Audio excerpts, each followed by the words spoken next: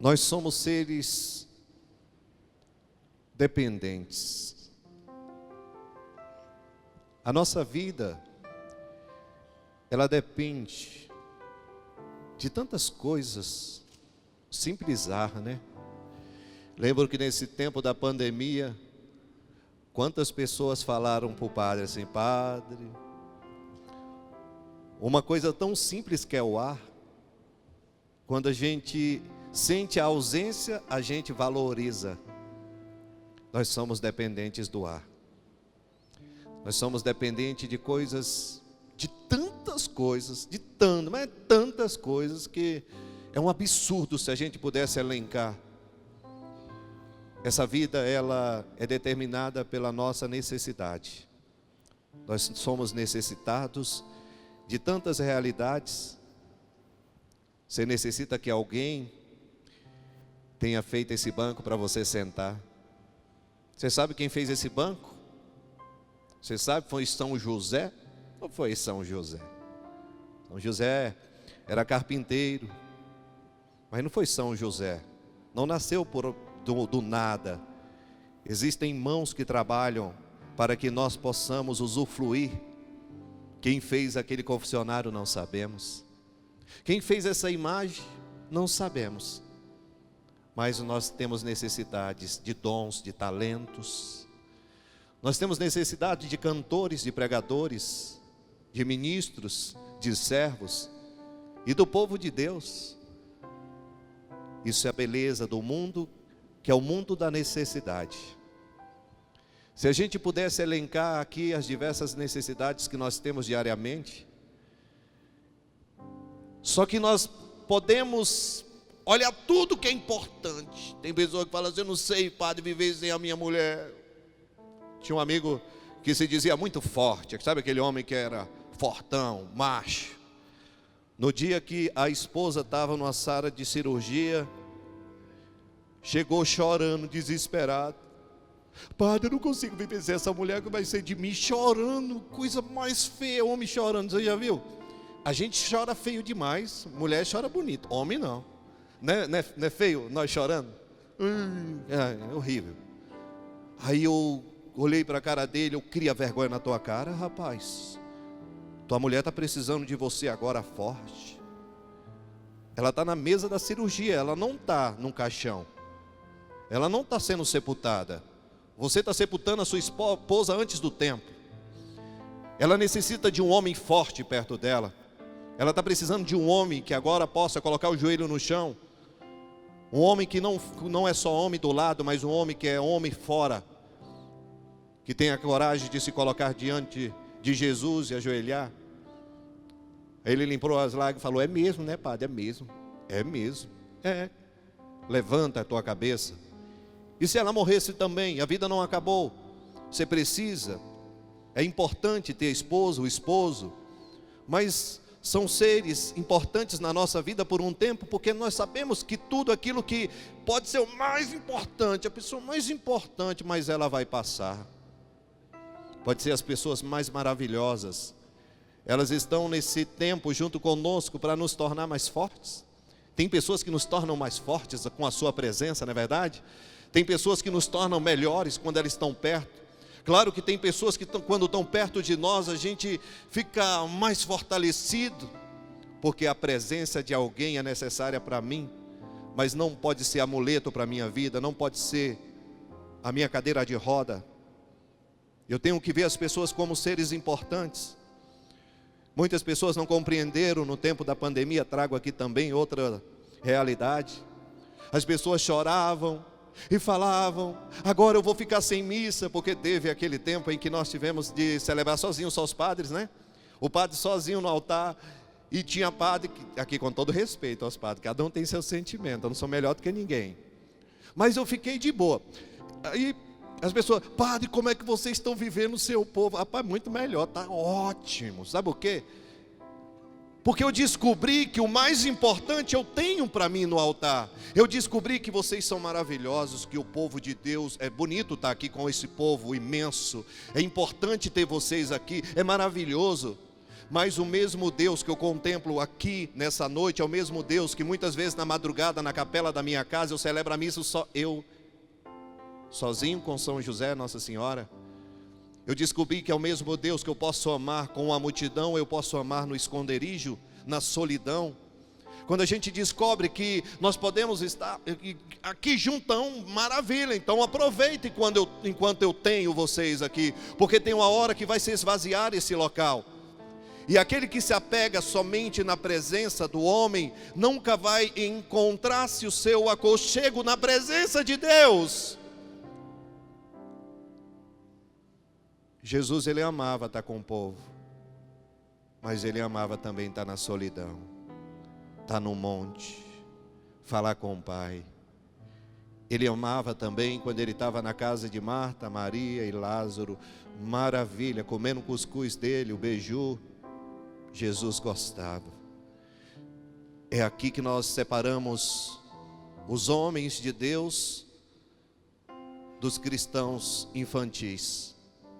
Que eu preciso ter alguma coisa para me satisfazer, eu tenho que ter um gozo na minha oração para rezar. Hoje, se eu não sentir uma frescurinha dentro de mim, então a oração não foi válida. Eu fui para a capela do Santíssimo vazio, padre, então não valeu a pena. Você está transformando o teu encontro com Deus em sentimento? Eu não preciso sentir para saber que Deus está presente no sacrário. Eu vou visitar o Senhor mesmo quando eu não quero, mesmo quando eu estou com sono, mesmo quando eu não quero dormir. O importante é a gente saber que Ele é. Sabe por quê? Porque de tudo aquilo que eu falei até agora, de tudo aquilo que é necessário e essencial para a nossa vida, o que nós temos que entender é que apesar de tudo isso que nós temos como necessário e importante para a nossa vida, passa. Se tirar esses bancos, nós podemos sentar no chão. Nós podemos muito bem se virar. Nós podemos tirar o confessionário. Um dia a pessoa chegou para mim, brava no confessionário lá, toda revoltadinha. Eu falei, meu Deus, o ser humano vem se confessar e está brava. A mulher chegou revoltada. Eu quero me confessar, padre. Eu falei, por quê? Meu filho, está precisando mesmo, né? Aí ela falou, eu fui me confessar e eu estou revoltado com um padre. Falei, já se confessa aí que você já está falando mal dos outros, né? Ela, padre, é porque eu me confessei, mas não me senti perdoada. Aí eu falei, por que, criatura humana? Você está estressada porque o padre te bateu, o padre te agrediu, o padre falou que você é flamenguista. O que o padre falou de ruim para você? Padre Roger Luiz, te amo também, viu? Aí ela falou, não, padre, porque eu fui me confessar com o padre e ele não estava de estola, nem estava de clédima. Eu olhei para ela, ele olhou para mim, ela achava que eu ia aplaudir e falar, é verdade, esses padres da teologia da libertação, esses padres disso, nem usa estola. Sabe o que eu fiz, inspirada por Deus? Eu estava de batina na época, estava de estola. E ela fala, isso que é modelo de padre. Aí ela puxa o saco, né? Porque a pessoa tem que puxar o saco de algum para falar mal do outro. Já percebeu isso? Eu tenho que falar bem. Quando a pessoa vier te elogiar demais, pode ter certeza que ela vai fofocar de alguém que é perto de você. Aí eu falei, filha, tudo bem, te entendi o seu drama e a sua preocupação. Tirei a estola, coloquei na mesa e saí da sala e deixei ela sozinho lá por um tempo. Eu cheguei lá fora e respirei fundo e voltei para a sala. E ela perguntou, padre, o que aconteceu? Padre, o que está acontecendo? Eu falei, você não se confessou? Ela, como se o senhor saiu? Ué, por que você não se confessou com a estola? A estola é que vai te dar absolvição? Não! Então, quem te dá absolvição não foi a estola, é o sacerdote. Ele sem estola, com batina, ele sem clédima, ele é sacerdote e ele pode perdoar os teus pecados. Esse tipo de pensamento tão pequeno nos tira da graça de Deus. Às vezes nós colocamos tantas coisas na nossa vida como se fosse essencial, tantas coisas, tantas situações, tantas como Deus é simples. Deus, Ele está aqui nessa assembleia, nesse momento, ouvindo o teu clamor, mas Deus também está no teu quarto, ouvindo a tua oração. Deus também vê as tuas preces no teu trabalho. Deus vê quando você está fazendo o Cooper lá, de boa, correndo aqui, o radinho, e você está ouvindo aqui a música católica do Espírito Santo. Se bota o programa Falando com Deus de manhã na rádio 103.3 FM, você vai ouvir o Padre Carlos. Não é propaganda, eu só estou dando uma dica. Mas você vai aproveitando o seu dia na presença de Deus, não é verdade? Você vai aproveitando o seu dia ouvindo a palavra de Deus. Você vai cultivando no teu coração sementes boas. Você vai cultivando no seu dia a dia. Agora o ser humano vai correr e fica botando fofoca, fofocalizando aqui, ó, fofoca. Aí a pessoa está correndo aqui, está falando, eita, vai vir uma notícia agora mal, agora vai vir uma notícia ruim. Aí a pessoa vai produzindo no seu coração, o seu corpo está bem, mas o seu coração está se enchendo de ódio, de vergonha, de tanta coisa. E o único necessário da nossa vida, nós vamos descobrindo, que é aquele do qual é o autor dessa realidade, que sou eu, que antes mesmo de você existir, antes mesmo de você, de teus pais pensarem, o Senhor, Ele já teve no pensamento dEle, esta criatura que está sentado nesse banco. Então Deus te conhece, o projeto Deus te conhece, Deus sabe quem tu és, fez tão bonito, tão belo, tão perfeito, olha a maravilha que você é. Apesar que todo mundo, as outras pessoas não acham que você é tão bonito assim, mas você tem que se achar. Você tem que começar a cultivar dentro de você a beleza que Deus criou. Porque ninguém aqui antes de nascer falou assim, eu quero um olho azul, vou querer cabelos, vou querer isso, aquilo. A gente quer fazer o que o mundo quer fazer, deformar a realidade de Deus. A pessoa que vai se mudando tanto, que passa 5 anos, a pessoa vai visitar um parente e fala, quem é você? Aí tem que pegar uma foto, eu era essa aqui, agora eu mudei. Porque eu não sou satisfeito com aquilo que Deus me fez. Eu não fui satisfeito, o mundo vai nos modelando, nós vamos ficando como que um Frankenstein. Nós não aceitamos o que eu recebi de Deus. Povo, padre, bota aí um enxerto na tua cabeça para tu ficar com o cabelo. Eu falei, não, eu lutei para ser careca e está bonito dessa forma. Os incomodados é que se pintiam. Porque também quando nós começamos a ver a realidade do homem se defazendo, o cabelo caindo, a barriga crescendo, nós vamos entendendo que aquela criaturazinha no sêmen do pai, que entrou em comunhão com a mãe no seu óvulo, aquela criatura tão pequena que nem braço tinha, nem perna tinha, ela foi se desenvolvendo com o tempo sem ajuda. E Deus, Ele foi fazendo com que esse ser humano fosse crescer, sem antes você saber dessa realidade. Deus foi fazendo com que você pudesse crescendo dentro do ventre da sua mãe durante 9 meses. Reizinho alimentado, leitinho, coisas boas. Daqui a pouco você nasce para a vida. Depende dos braços, da necessidade dos braços da mãe, na necessidade dos braços do pai. Necessita comer, nós somos necessitados de tudo, de todo o cuidado. Aí Deus está falando, filho, olha como o pai e a mãe cuidavam. Olha como a madrinha, olha como a véia do leite cuidava. A mãe não tinha, e tinha uma véia que dava o leitinho para você se alimentar. E você mesmo sem ter nenhuma força para poder fazer todo esse movimento, Deus estava cuidando de você. E nós vamos crescendo nessa dependência, nós vamos crescendo na dependência de saber quem é o pai, quem é a mãe, como falar, como ouvir, como levar uma injeção. Nós somos levados para todos os lugares. E nós vamos crescendo nessa realidade dessa dependência de alguém, dependendo do outro, dependendo dessa história. Aí quando nós crescemos, quando chegamos na idade adulta, o que acontece? Nós queremos ser dominadores da nossa história. Estava indo tão bem quanto era Deus que fazia o desenvolver da nossa história. Aí quando o homem toma as rédeas, ele acha que inventou a terra, ele acha que inventou o céu, ele acha que inventou tudo na terra. O orgulho, a vaidade. Eu já não preciso mais de Deus. Eu já não preciso mais de rezar. Eu já não preciso mais do ar para respirar. Ué, você só vai dar valor na oração quando faltar o respiro na tua vida espiritual. Quantos de nós estamos aí morrendo sem o ar? Sem o ar da vida espiritual. Porque quando nós estamos padecendo é que nós vamos valorizar aquilo que falta. E Deus acalma o coração de cada um de nós. Tudo isso para chegar na primeira leitura do livro de Jeremias. Jeremias, o profeta escolhido por Deus para propagar a sua palavra, denunciar e chamar o homem à conversão, ao povo de Israel. Era um jovem. Deus chamou Jeremias e falou, vamos para a missão. Jeremias olhou para o espelho e falou: sou uma criança, não sei nem rezar. Parece nós, não é verdade? Quando Deus te chama a uma missão, você olha para você, para a sua cara, você olha para a sua força, você olha para dentro de você e você fala: Deus, aqui não dá não. Aqui é fraco demais. Ai, não sei nem rezar direito, não sei fazer nada. Pronto, você já sabe fazer alguma coisa. Nada. Pronto, quando você fala: eu não sei fazer nada, pronto, já é uma coisa que você sabe fazer. Agora do nada você vai deixar Deus fazer o tudo. Aí Jeremias, ele olha para a perversidade daquele povo de Israel. Jeremias olha por aquela cidade de Judá e fala assim: não dá não, não dá não. É muita bagaceira para um povo só.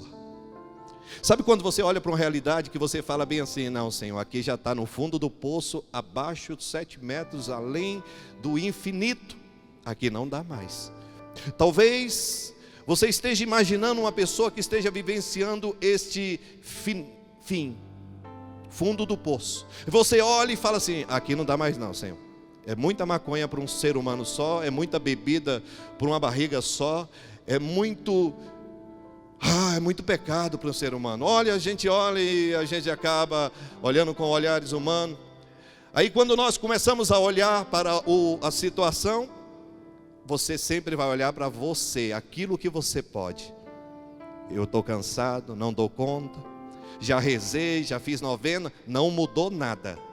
Não mudou nada. Não mudou nada. Aí Deus pega Jeremias e fala: Jeremias, vem aqui comigo, vem. Sabe o que é bonito nos homens de Deus? É porque quando Deus chama, eles vão. Quando Deus chama diante daquilo que você está vivendo e você vai, pode ter certeza que Deus vai te surpreender. E olha o que Deus vai falar para Jeremias. Um texto tão conhecido por nós, mas tão pouco usado. Estou achando aqui, eu estou disfarçando, falando outra coisa, mas cheguei. Palavra dirigida a Jeremias, da parte do Senhor. Levanta-te e vai à casa do oleiro. Jeremias está tranquilo. O que eu vou fazer na casa do oleiro? O que tem a ver? O homem de Deus, ele não pergunta, mesmo quando as coisas parecem ser totalmente extravagantes. Deus fala: levanta e vai lá para a paróquia São Vicente de Paulo. Aí você que foi convidado: o que eu vou fazer lá? Levanta, cabeção, cabeça dura, levanta, vamos lá comigo que tu vai ver. Levanta-te e vai à casa do oleiro, ali te falarei algumas palavras. Como parece que às vezes não existe concordância com aquilo que Deus fala. Pegou Jeremias, levou à casa do oleiro. Vocês sabem o que é um oleiro? Não, a maioria não sabe, os jovens, a maioria sabe por causa dessa leitura. O oleiro é aquele que faz os vasos de barro, pega o barro do nada e vai dando forma. Eu já vi ao vivo, gente, é legal. É engraçado que você vai ver no oleiro ali, fazendo aquele vaso de barro, e faz vasos bonitos, aqueles vasos maravilhosos. Na nossa mente, nós achamos: isso é mole para o papai. E foi lá o padre Carlos, vendo o oleiro ali, fazendo um vaso, e falou: isso que é mole, minhas mãos, eu mexo com pintura, artes, decorações, faço tudo, então isso é mole para o pai, deixa aqui com o papai. Eu falei: filma aí, para ficar gravado, como eu não preciso de isso da boca para fora. Peguei aquele barro, igual aquele barro que aquele homem tinha pego, e comecei a fazer, e eu comecei por dentro. Fala-me, Nossa Senhora, ajuda aqui. Gente, ficou tudo menos um vaso, e eu demorei, botei água, daqui a pouco estava aquela coisa mais horrível do mundo, aquele nem virou um vaso, virou um extraterrestre, um monstro. E ele começou a rir, e eu falei: rapaz, eu descobri que tem coisas que é preciso ter o dom, que é preciso ter a prática, que é preciso muitas horas e horas. Que aquele oleiro que eu estava vendo, que fazia aqueles vasos, ele não aprendeu da noite para o dia. Que ele chegou à perfeição foi no contexto da sua história, que foram anos para chegar à perfeição do primeiro vaso. Mas para ele chegar à perfeição do primeiro vaso, ele errou muitas vezes, ele errou várias vezes. E eu descobri, para que eu pudesse chegar à perfeição de um vaso, até simples, eu teria que praticar muitas vezes na minha vida. Temos que praticar. Sabe o que acontece na vida do cristão do nosso tempo? É porque nós não queremos praticar. É porque nós não queremos ter a sese de vida espiritual. Nós não queremos ter constância na nossa intimidade com Deus. Eu quero ter uma vida de oração. Eu quero ter uma vida de santidade. Eu quero ser uma Madre Teresa de Calcutá, um São Francisco. Eu quero ser isso. Mas se tu tens sonhos para poder se realizar, é preciso colocar em prática. É preciso colocar o joelho no chão. É preciso dia após dia, dia após dia, dia após dia, sofrimento, luta, para que você chegue à perfeição da obra que um dia você deseja realizar. Os grandes homens, os grandes arquitetos, os grandes projetistas, os grandes, vai ver a história deles, teve por trás muitos erros. Você errou uma vez, quer desistir. Você errou 2 vezes, quer desistir. Essa juventude aí, padre, já é a minha 4ª prova que eu fiz, eu reprovei, vou me matar. Fala-me Deus, 4. Ué, por causa disso você vai perder a esperança? Você precisa entender, filho amado, que para uma vitória ser alcançada é preciso a persistência. Os covardes não veem a vitória porque desistem no meio do caminho. Para que a gente possa alcançar muitos milagres na nossa vida, é preciso persistir, perseverar. Lembra de Santa Mônica, de Santo Agostinho? Perseverou 33 anos. Quantas e quantas pessoas. Imagine Sara e Abraão, depois de velha, estéril. Ave Maria, Abraão já era velho, coitado. Sara, estéril. Abraão olhava para Sara, e a promessa, meu bem, meu velho, me falar da promessa, será que Deus esqueceu da gente?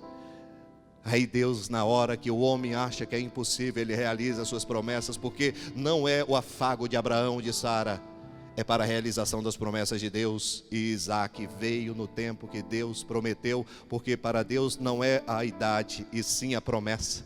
Mas importante é a promessa, e a promessa se tornou mais bonita, porque ela era estéril, porque era velhinha, e porque Abraão era velhinho, e mostrar que Deus Ele é fiel, é preciso esperar.